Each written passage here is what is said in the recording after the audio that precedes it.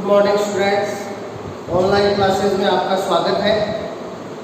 Last class में अपन ने start किया था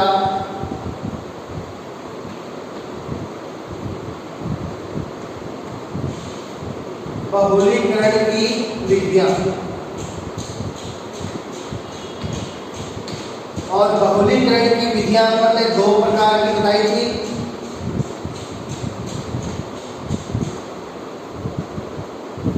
पहला योगात्मक बहुलीकरण और दूसरा संगलन बहुलीकरण। अब योगात्मक बहुलीकरण अपन ने स्टार्ट किया था और उसमें अपन ने बताया था कि जो एकलक इकाई है वो असंतृप्त कार्बनिक अणु होती है, यानी इसमें कार्बन कार्बन के बीच क्या होता है, द्विबंध होता है। अब इस वजह से योगात्मक बहुलीकरण की जो एकलक इकाई है वो अक्रिय होती है, तो बहुलक निर्माण के लिए उस एकलक को सक्रिय करना आवश्यक है। और सक्रिय करने वाले जो पदार्थ डाले जाते हैं, जो एकलक इकाई को क्या करेंगे, सक्रिय करेंगे, उन पदार्थों को प्रारंभक पदार्थ या सक्रियकारी पदार्थ कहा जाता है। अब एकलक को सक्रिय करने के लिए डाला गया पदार्थ सक्रियकारी पदार्थ या प्रारंभक पदार्थ कौन है, किस प्रकार का है, उस आधार पर योगात्मक बहुलीकरण है उसको दो भागों में बांटा था। मुक्त मूलक योगात्मक बहुलीकरण और आयनिक योगात्मक बहुलीकरण। तो मुक्त मूलक योगात्मक बहुलीकरण में सक्रियकारी पदार्थ मुक्त मूलक होता है, जबकि आयनिक योगात्मक बहुलीकरण में सक्रियकारी पदार्थ कोई आयन होता है, धनायन या ऋणायन। धनायन होगा तो धनायनिक योगात्मक बहुलक, ऋणायन होगा तो ऋणायनिक योगात्मक बहुलक। अब देखिए, इनमें सबसे पहले अपन ने स्टार्ट किया था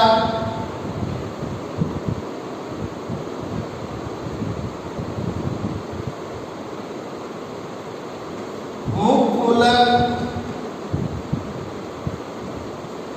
योगात्मक बहुलीकरण।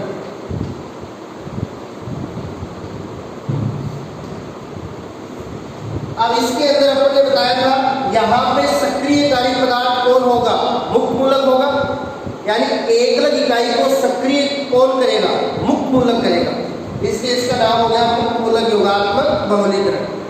और एक अपन ने यहाँ पे बताया था इस बहुलीकरण में, मुक्त मूलक योगात्मक बहुलीकरण में एकलक इकाई ऐसी होती है जिसमें द्विबंधित कार्बन से किसी भी प्रकार का समूह जुड़ा हुआ नहीं होता। और ऐसी इकाई का अपन ने एग्जाम्पल बताया था एथीन। यानी इस बहुलीकरण द्वारा, मुक्त मूलक योगात्मक बहुलीकरण द्वारा अपन कौन सी एकलक का बहुलीकरण करेंगे, एथीन का। यानी यहाँ पे अपन कौन सा बहुलक बनाएंगे, पॉलीथीन। तो मुक्त मूलक योगात्मक बहुलीकरण जब अपन करेंगे तो अपन को एकलक इकाई कौन सी लेनी है, एथीन। क्यों? क्योंकि इसमें द्विबंधित कार्बन से किसी भी प्रकार का समूह जुड़ा हुआ नहीं होता। अब देखिए, अपन ने कहा था योगात्मक बहुलीकरण चाहे कोई सा भी हो, मुक्त मूलक हो चाहे आयनिक हो, कितने भागों में संपन्न होता है, 3 भागों में। पहला भाग श्रृंखला प्रारंभक पद, दूसरा श्रृंखला संचरण पद और तीसरा श्रृंखला समापन पद। तो मुक्त मूलक योगात्मक बहुलीकरण में अपन पहला पद स्टार्ट करते हैं, श्रृंखला प्रारंभन पद। तो इसका पहला पद होगा श्रृंखला प्रारंभिक पद। अब देखिए इस पद में क्या होगा, इस पद में जो अक्रिय एकल इकाई है, यहां पे अपनी एकल इकाई कौन होगी, अपना योगात्मक बहुलीकरण है कौन सा, मुक्तमूलक वाला। और अपन ने बताया इसमें ऐसी एकलक होती है जिसमें द्विबंधित कार्बन से किसी भी प्रकार का समूह जुड़ा हुआ नहीं होता, तो ऐसी एकलक होती है एथीन। ठीक है, तो ये अपने यहाँ पे एकलक हो गई। तो ये कैसी होती है, अक्रिय। तो ये अपनी क्या है, अक्रिय एकलक इकाई है। तो श्रृंखला प्रारंभिक पद में क्या होगा, इस अक्रिय एकल इकाई को सक्रिय करेगा कौन, मुक्त मूलक। मुक्त मूलक इसको क्या करेगा, सक्रिय। अब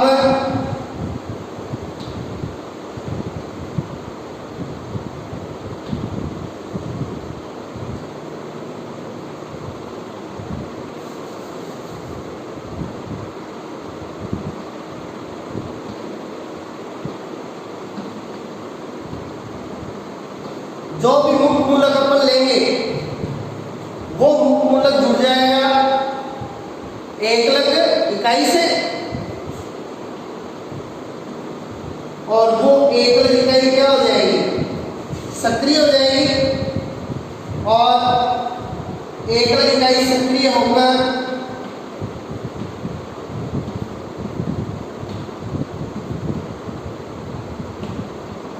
मुक्त मूलक श्रृंखला क्या करेगी, प्रारंभ करेगी। तो इस प्रकार श्रृंखला प्रारंभिक पद में क्या होगा, अक्रिय एकल इकाई को मुक्त मूलक क्या करेगा, सक्रिय करेगा। और एकलक के सक्रिय होने के बाद में जो मुक्त मूलक श्रृंखला है वो क्या होगी, प्रारंभ होगी। तो इस योगात्मक बहुलीकरण का नाम है मुक्त मूलक योगात्मक बहुलीकरण। तो जो श्रृंखला यहाँ पर चलेगी उस श्रृंखला पर निशान किसका होगा, मुक्त मूलक का होगा। अब देखिए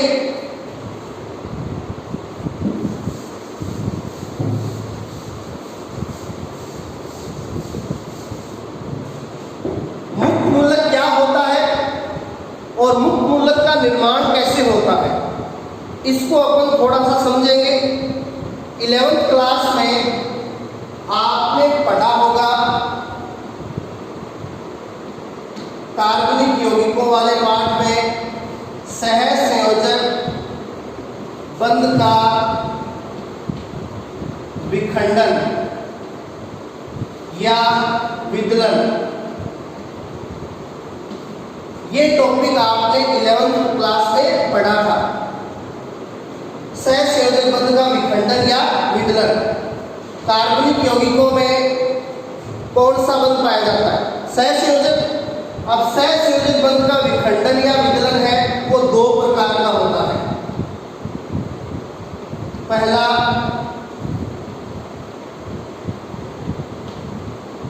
समास विखंडन और दूसरा विस्मास विखंडन। अब देखिए समास विखंडन क्या होता है। समास विखंडन है वो देखिए समास विखंडन में क्या होता है, सहसंयोजक बंध में उपस्थित, अब एक बंध में कितने इलेक्ट्रॉन होते हैं, 2 इलेक्ट्रॉन होते हैं। तो सहसंयोजक बंध में उपस्थित दोनों इलेक्ट्रॉनों का समान बंटवारा होगा किसमें, समास विखंडन में। तो यदि सहसंयोजक बंध में उपस्थित दोनों इलेक्ट्रॉनों का क्या हो, समान बंटवारा हो, तो ऐसे विखंडन को क्या कहते हैं, समास विखंडन कहते हैं। और ये विखंडन है वो प्रकाश की उपस्थिति में होता है। ये विखंडन प्रकाश की उपस्थिति में होता है। तो देखिए ये अपने पास कोई कार्बनिक यौगिक है,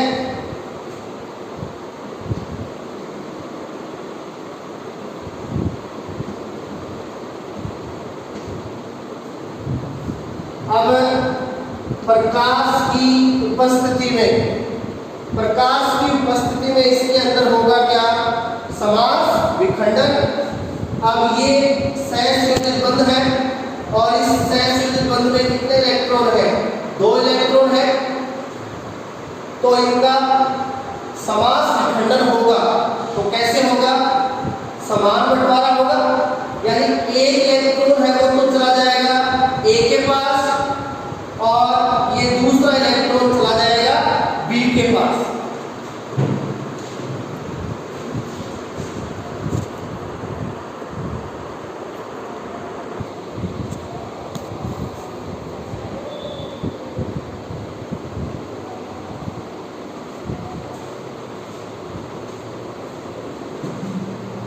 सॉरी, ये कैमरा एंगल है इसलिए डिस्टरबेंस हो गया। अब देखिए अपना जो समास विखंडन है, इसमें सहसंयोजक बंध में उपस्थित दोनों इलेक्ट्रॉनों का क्या होता है, समान बंटवारा, और ये प्रकाश की उपस्थिति में होता है। तो ये कोई अपना कार्बनिक यौगिक है और ये प्रकाश की उपस्थिति, तो इसमें समास विखंडन होगा, यानी इस बंध में जो 2 इलेक्ट्रॉन है, एक इलेक्ट्रॉन चला जाएगा ए के पास और दूसरा इलेक्ट्रॉन चला जाएगा बी के पास। तो समान बंटवारा हो गया, 2 इलेक्ट्रॉन थे ए और बी के पास, एक एक चले गए। तो ऐसा विखंडन क्या होता है, समास विखंडन। अब ये जो इलेक्ट्रॉन ए और बी पे स्थानांतरित हुए हैं, ये इलेक्ट्रॉन इन पे आ जाते हैं डॉट के रूप में। किसके रूप में, डॉट के रूप में। अब ये जो डॉट है वो किसको व्यक्त करता है, अयुग्मित इलेक्ट्रॉन। अकेला इलेक्ट्रॉन कैसा होता है, अयुग्मित होता है।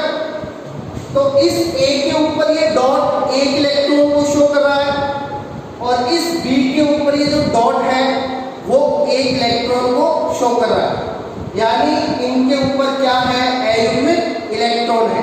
इस पे भी ए और इस पे भी ए।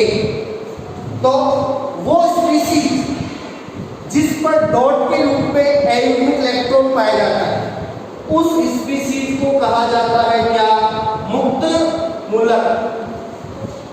और मुक्त मूलक का निर्माण प्रकाश की उपस्थिति में सहसंयोजक बंध के समास विखंडन से होता है। तो देखिए अब अपन अपने टॉपिक पे आते हैं।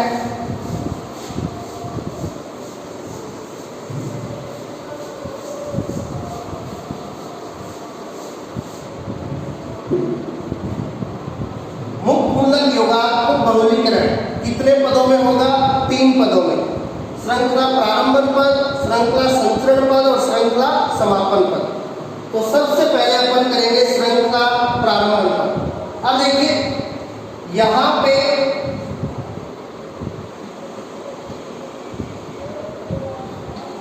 प्रारंभक पदार्थ या कह दीजिए सक्रियकारी पदार्थ कौन होता है,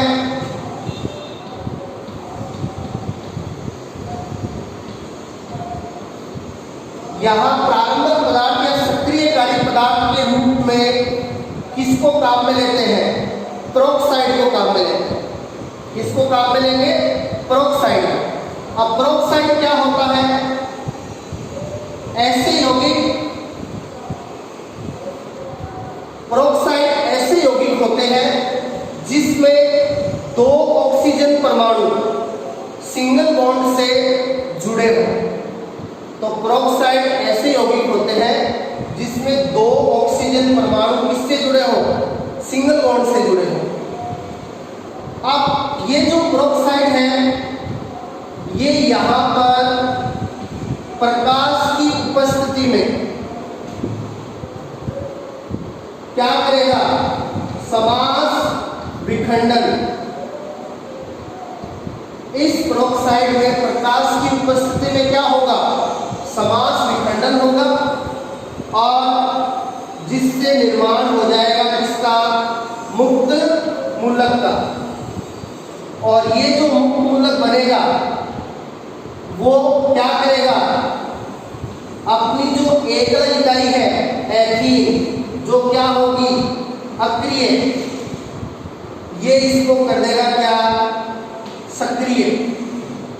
और एकल इकाई के सक्रिय होने के बाद अपनी श्रृंखला क्या हो जाएगी, प्रारंभ हो जाएगी। एकल इकाई के सक्रिय होने के बाद अपनी श्रृंखला क्या हो जाएगी, प्रारंभ। तो ये इतना काम है वो होगा किसमें, श्रृंखला प्रारंभक पद में। और श्रृंखला प्रारंभक पद किसका, मुक्त मूलक योगात्मक बहुलीकरण। तो देखिए अब इस सारे काम को अपन समीकरण द्वारा शो करेंगे।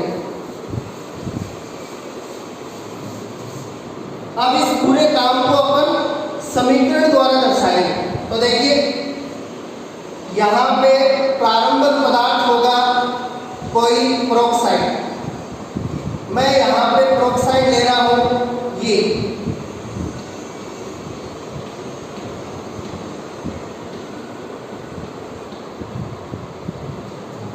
यहाँ पे इस पेरोक्साइड को अपन ले सकते हैं। पेरोक्साइड की पहचान अपन ने क्या बताई थी, दो ऑक्सीजन किसके द्वारा जुड़े हो, सिंगल बॉन्ड के द्वारा। तो देखिए दो ऑक्सीजन जुड़े हैं सिंगल बॉन्ड के द्वारा, तो ये पेरोक्साइड हो गया। अब पेरोक्साइड के इधर क्या जुड़ा है, C6H5 C double bond O। इस इतने पोर्शन को कहा जाता है बेंजोइल। इतने पोर्शन को क्या कहते हैं, बेंजोइल। तो ये भी बेंजोइल है और ये भी बेंजोइल है, और बेंजोइल के बीच में कंडीशन है पेरोक्साइड, तो इसका नाम हो गया बेंजोइल पेरोक्साइड। तो ये अपना यहाँ पे क्या है, प्रारंभिक पदार्थ है। अब इसमें प्रकाश की उपस्थिति में क्या होगा, समास विखंडन होगा। प्रकाश की उपस्थिति में इसमें क्या होगा, समास विखंडन। अब देखिए समास विखंडन यानी सहसंयोजक बंध में उपस्थित दोनों इलेक्ट्रॉनों का समान बंटवारा। तो देखिए ये दोनों ऑक्सीजन सिंगल बॉन्ड के द्वारा जुड़े और यहाँ पे इलेक्ट्रॉन है दो, तो समास विखंडन द्वारा एक इलेक्ट्रॉन आ जाएगा इसके पास और एक इलेक्ट्रॉन आ जाएगा इसके पास, समान बंटवारा हो गया। और ये इलेक्ट्रॉन इन दोनों ऑक्सीजन पे आ जाएंगे डॉट के रूप में। तो देखिए दो यूनिट बनेगी इसकी, C6H5 C double bond O, इधर से भी क्या C6H5 C double bond O, C6H5 C double bond O, और ऑक्सीजन पे डॉट का निशान। अब देखिए अब यहां से CO2 निकल जाएगी, यहां से क्या निकल जाएगी, CO2। तो दो CO2 को निकाल दिया, दो है, दो CO2 जाएगी। अब ये जो डॉट का निशान है, ये डॉट का निशान आ जाएगा इस पे C6H5 पे। तो ये C6H5 पे क्या आ गया, डॉट का निशान आ गया। तो ये C6H5 को अपन क्या कहते हैं, फेनिल। C6H5 को अपन कहते हैं फेनिल, और फेनिल पे डॉट का निशान है। डॉट मतलब मुक्त मूलक,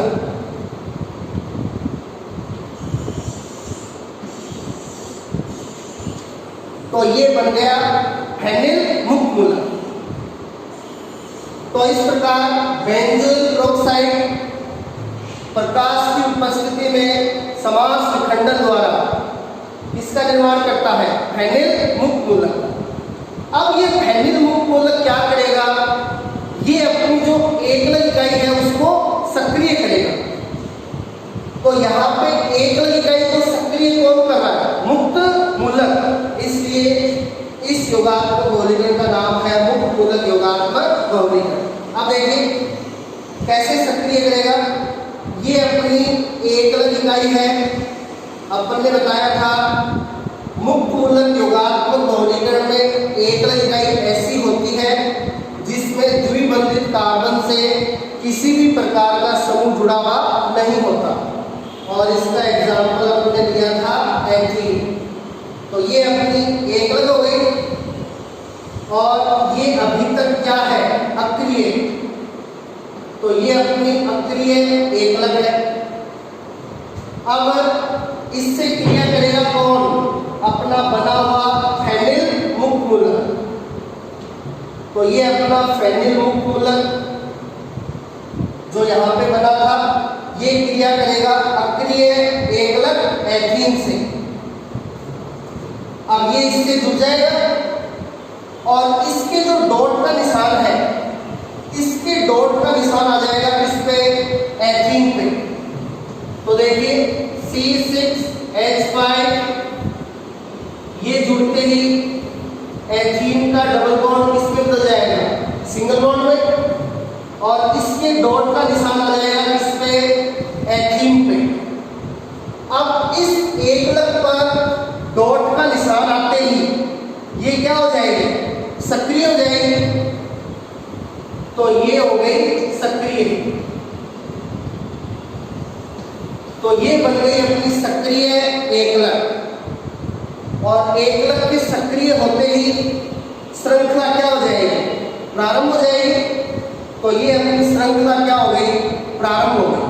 और श्रृंखला का निशान किसका चल रहा है, डॉट का। डॉट मतलब मुक्त मूलक। तो यहाँ पे श्रृंखला पे डॉट का निशान चलता है, मुक्त मूलक का निशान चलता है, इसलिए इसका नाम है मुक्त मूलक योगात्मक बहुलीकरण। तो ये अपना पहला पद है श्रृंखला प्रारंभ का। तो यहाँ पे श्रृंखला क्या हो गई, प्रारंभ। अब देखिए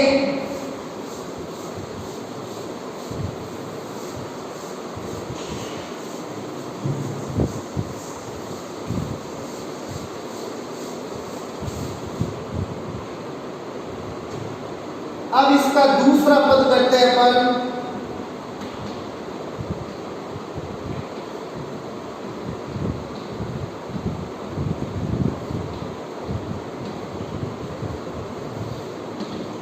श्रृंखला संचरण पद। अब श्रृंखला संचरण पद में क्या होगा, अपनी जो श्रृंखला प्रारंभ हुई थी मुक्त मूलक वाली, उसकी लंबाई में क्या होगी, वृद्धि होगी। और लंबाई में वृद्धि कैसे होगी, अपनी जो एकल इकाइयाँ हैं एथीन, वो जुड़ती जाएंगी और वो लंबाई में क्या होती जाएगी, वृद्धि होती जाएगी। तो देखिए C6H5 CH2 single bond CH2, ये अपन को प्राप्त हुआ था श्रृंखला प्रारंभ पद के लास्ट में। अब इसकी लंबाई में वृद्धि होगी कैसे, एथीन की अन्य इकाइयों के जुड़ने से। तो ये एथीन की इकाई इससे जुड़ जाएगी और श्रृंखला क्या हो जाएगी, लंबी हो जाएगी। तो देखिए C6H5 CH2 CH2, अब इसके साथ ये जुड़ जाएंगे और ये डॉट का निशान यहां से इस पे आ जाएगा, इस पे आ जाएगा।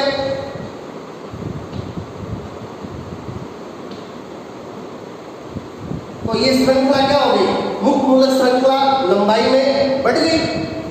यही क्या है, श्रृंखला संचरण पद। अब इसे अपन लंबाई में और बढ़ा देंगे, कैसे,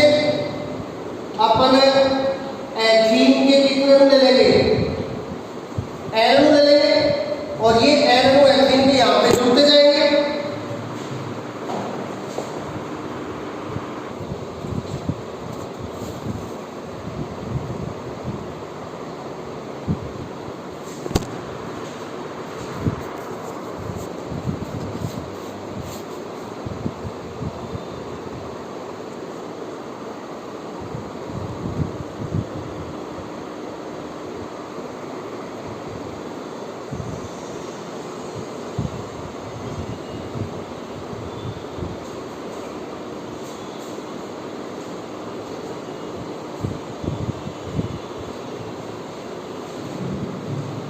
तो इस प्रकार अपन इस श्रृंखला को और लंबा करेंगे। कैसे? अब अपन एथीन के एनोड लेंगे और ये एनोड है वो इस श्रृंखला से जुड़ते जाएंगे और ये डॉट का निशान है वो आगे से आगे बढ़ता जाएगा और जो अपनी मुक्त मूलक श्रृंखला है वो बहुत सारी क्या हो जाएगी? लंबी हो जाएगी। तो देखिए अब अपन को ये प्राप्त होगा C6H5 CH2 CH2। तो ये एथीन के कितने लेंगे? एनोड। अब डॉट का निशान दिखाने के लिए एथीन की एक इकाई है वो इधर बाहर ले लेंगे।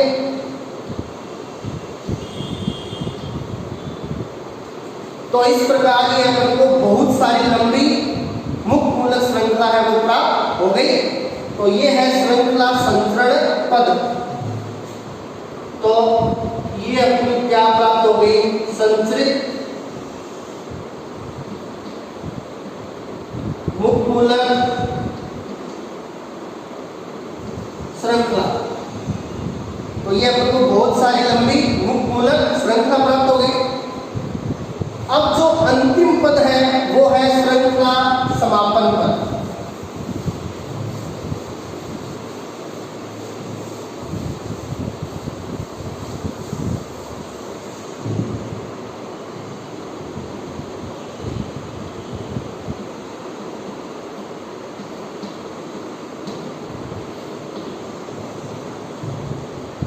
अपना जो अंतिम पद है वो श्रृंखला समापन पद है।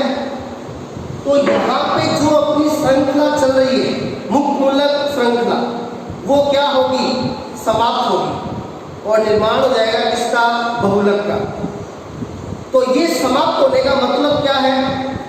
ये श्रृंखला आगे से आगे चल रही है कौन से निशान के कारण? डॉट के निशान के कारण, मुक्त मूलक के निशान के कारण। और जैसे ही वो मुक्त मूलक या डॉट का निशान खत्म हो जाएगा अपनी श्रृंखला क्या हो जाएगी? समाप्त हो जाएगी। तो डॉट का निशान कैसे खत्म होगा?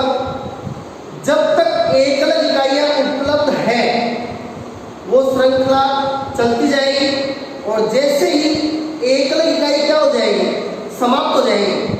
तो वो श्रृंखला वहां पे रुक जाएगी और वो डॉट का निशान है वो खत्म हो जाएगा। कभी कभी श्रृंखला को समाप्त करने के लिए बाहरी पदार्थ है वो भी डाले जाते हैं जो उस श्रृंखला पे चल रहे डॉट के निशान को क्या कर देते हैं? समाप्त कर देते हैं। तो देखिए इस प्रकार श्रृंखला को समाप्त करने के लिए 4 विधियां काम में ली जाती हैं। तो मुक्त मूलक योगात्मक बहुलीकरण में श्रृंखला समापन पद में कितने तरीके काम में लिए जाते हैं? 4 तरीके। अब देखिए यहाँ पे पहला तरीका है युग्मन द्वारा। अब देखिए इसमें क्या करते हैं?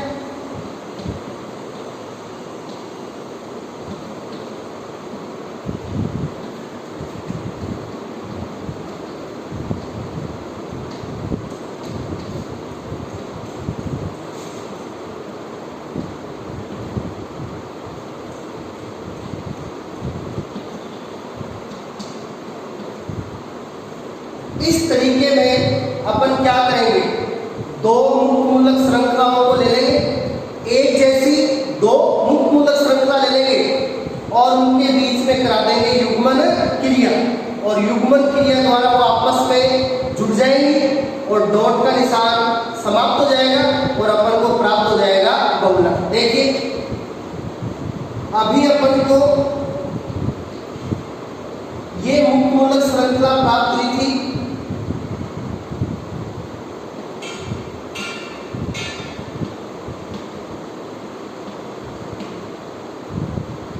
ये प्राप्त हुई थी अपन को।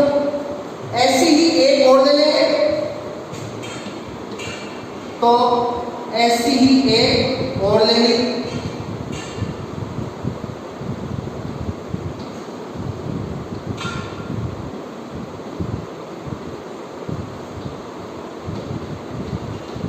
तो एक जैसी दो मूलक श्रृंखलाओं को ले लिया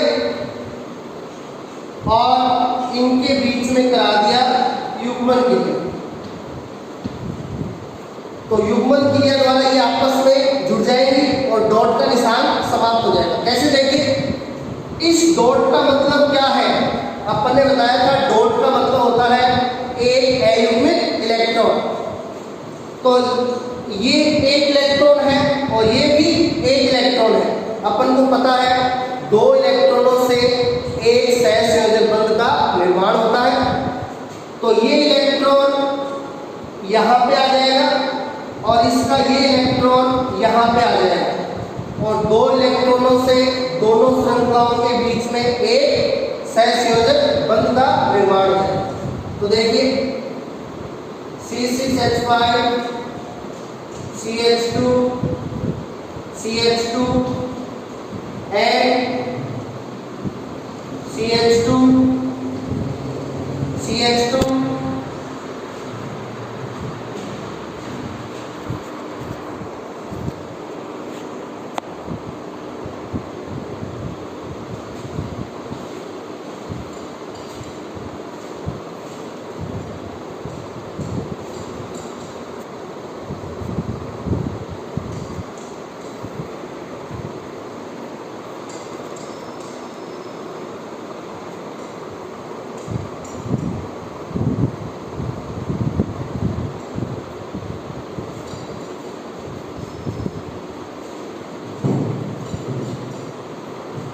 ये इतनी हो गई। अब यहाँ पे इन दोनों के बीच क्या बन जाएगा? बॉन्ड बन जाएगा।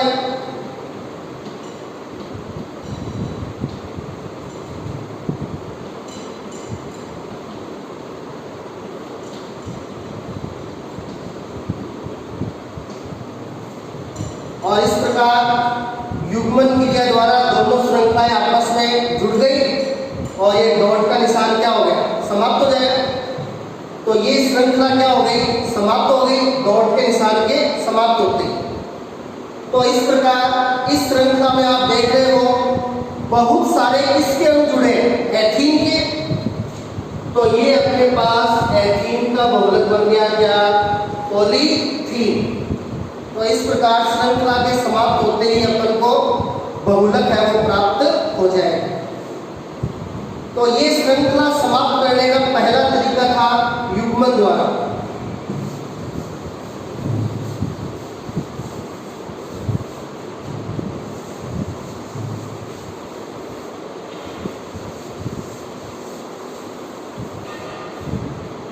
अब देखिए श्रृंखला समाप्त करने का दूसरा तरीका।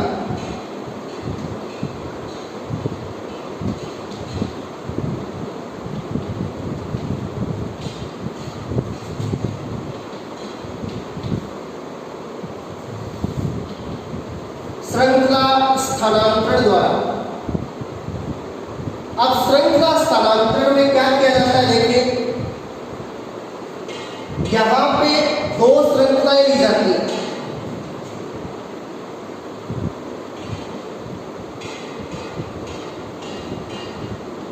दो अलग अलग श्रृंखलाएं ली जाती हैं। उनमें से एक तो होती है मुक्त मूलक श्रृंखला और एक होती है उदासीन श्रृंखला। तो समापन के इस तरीके में क्या होता है? दो अलग अलग श्रृंखलाएं ली जाती है। एक तो मुक्त मूलक श्रृंखला होती है और एक उदासीन श्रृंखला होती है। अब इस तरीके का नाम है श्रृंखला स्थानांतरण। तो नाम से क्लियर है श्रृंखलाओं की क्या हो जाएगी? अदला बदली हो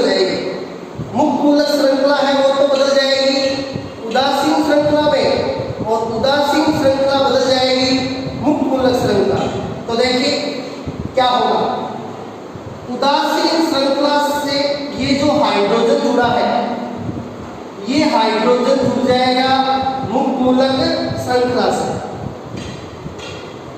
और मुक्त मूलक श्रृंखला पे जो डॉट का निशान है, ये डॉट का निशान आ जाएगा उदासीन श्रृंखला के आर में। तो देखिए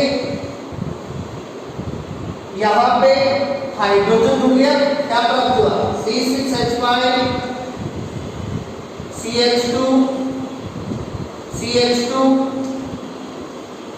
and CH2 CH2 और H क्या हो गया, CH3। तो ये बन गई अपनी उदासीन श्रृंखला। तो मुक्त मूलक श्रृंखला है, उसके डॉट का निशान समाप्त हो गया और ये बदल गई उदासीन श्रृंखला, और ये डॉट का निशान आ गया आर पे। तो जो उदासीन श्रृंखला है वो बदल गई मुक्त मूलक श्रृंखला। अब जो अपनी मुक्त मूलक श्रृंखला चल रही थी उससे डॉट का निशान समाप्त हो गया और वो उदासीन में हो गई, और इस प्रकार इस उदासीन श्रृंखला में आप देख सकते हो एथीन के कितने अणु जुड़े हैं, एन अणु। तो ये अपना बहुलक बन गया पॉलीथीन। तो ये श्रृंखला समाप्त करने का दूसरा तरीका है श्रृंखला स्थानांतरण द्वारा।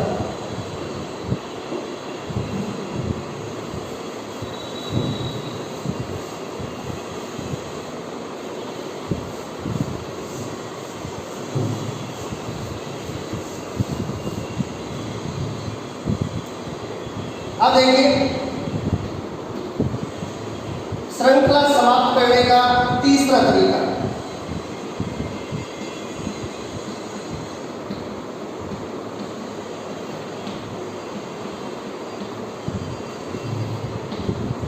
असमानुपातन द्वारा। तीसरे तरीके का नाम है असमानुपातन द्वारा। यहां पे क्या होता है, दो मुक्त मूलक श्रृंखलाओं के मध्य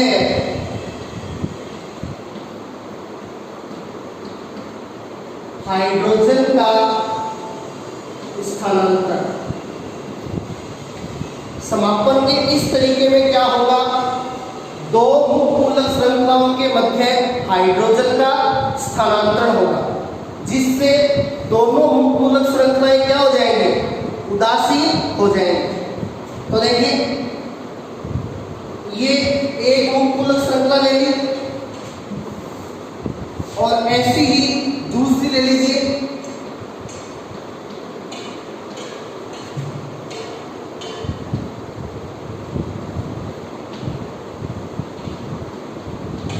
तो ये ले ली दो मुक्त मूलक श्रृंखलाएं। अब इनके मध्य होगा असमानुपातन, यानी हाइड्रोजन का स्थानांतरण। अब देखिए यहां से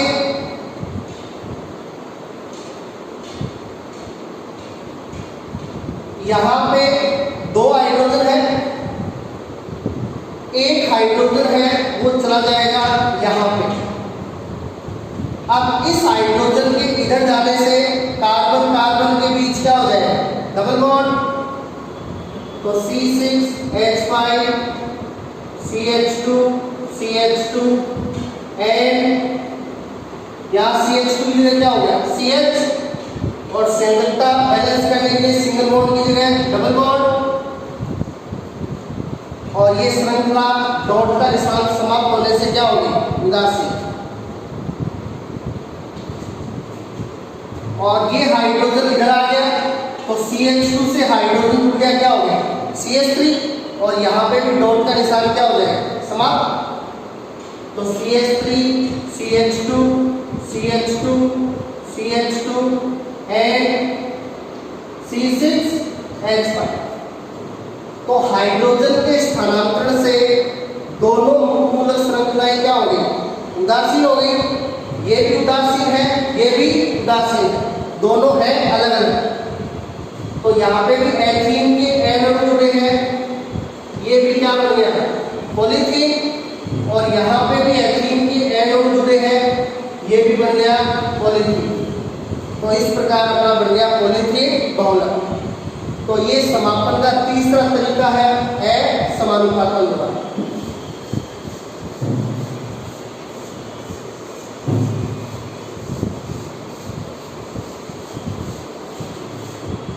अब देखिए मुक्त मूलक योगात्मक बहुलीकरण में श्रृंखला को समाप्त करने का चौथा तरीका, जो कि बहुत ही ज्यादा इंपॉर्टेंट है, चौथा तरीका है निरोधक द्वारा।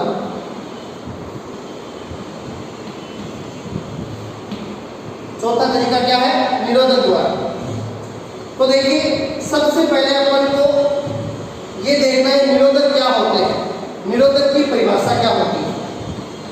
तो निरोधक ऐसे रासायनिक पदार्थ होते हैं जो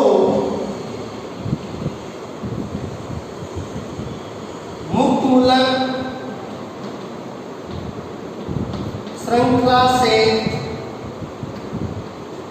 जुड़कर उस श्रृंखला को रोक देते हैं। निरोधक मतलब निरोधक यानी बाधा उत्पन्न करना। तो ये ऐसे रासायनिक पदार्थ होते हैं जो मुक्त मूलक श्रृंखला से जुड़कर उस श्रृंखला को रोक देते हैं। ऐसे रासायनिक पदार्थ क्या कहलाते हैं? निरोधक कहलाते हैं। और इसके एग्जाम्पल है, निरोधक के एग्जाम्पल आपको ध्यान रखने हैं, काफी इंपॉर्टेंट है। एक तो निरोधक का एग्जाम्पल है हाइड्रोक्विनोन, और एक अपन निरोधक के रूप में ले सकते हैं नाइट्रोबेंजीन। तो पहले निरोधक की परिभाषा ध्यान रखनी है। ऐसे रासायनिक पदार्थ जो मुक्त मूलक श्रृंखला से जुड़कर उस श्रृंखला को रोक देते हैं, क्या कहलाते हैं? निरोधक। और इसके एग्जाम्पल है हाइड्रोक्विनोन और नाइट्रोबेंजीन। और ये निरोधक कहाँ पे काम आते हैं? निरोधक कहाँ पे काम आते हैं ये भी ध्यान रखना। मुक्त मूलक योगात्मक बहुलीकरण में श्रृंखला को समाप्त करने के लिए। अब देखिए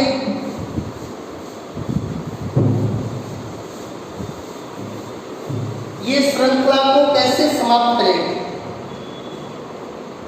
तो अपन ने निरोधक के रूप में ले लिया क्या? ये बेंजीन हो गई, और बेंजीन से जुड़ा है नाइट्रोसून। बेंजीन से क्या जुड़ा है? नाइट्रोसून जुड़ा है। तो ये हो गया नाइट्रोबेंजीन। बेंजीन से नाइट्रोसून जुड़ा है। नाइट्रो प्रतिस्थापी माना जाता है। नाइट्रो क्या माना जाता है? प्रतिस्थापी, और प्रतिस्थापी को सबसे पहले लिखा जाता है। तो नाइट्रो और ये रिंग बेंजीन। तो ये नाइट्रोबेंजीन यहाँ पे किसका कार्य कर रहा है? निरोधक का। और ये अपन ने ले ली कोई मुक्त मूलक श्रृंखला, ये P डॉट, ये अपनी कोई मुक्त मूलक श्रृंखला है। अब ये जो निरोधक है वो जुड़ जाएगा किसके साथ? मुक्त मूलक श्रृंखला के साथ।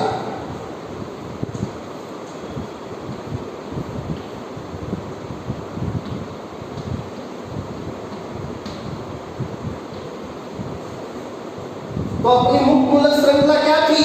P। तो इस मुक्त मूलक श्रृंखला P के साथ कौन जुड़ गया? निरोधक जुड़ गया।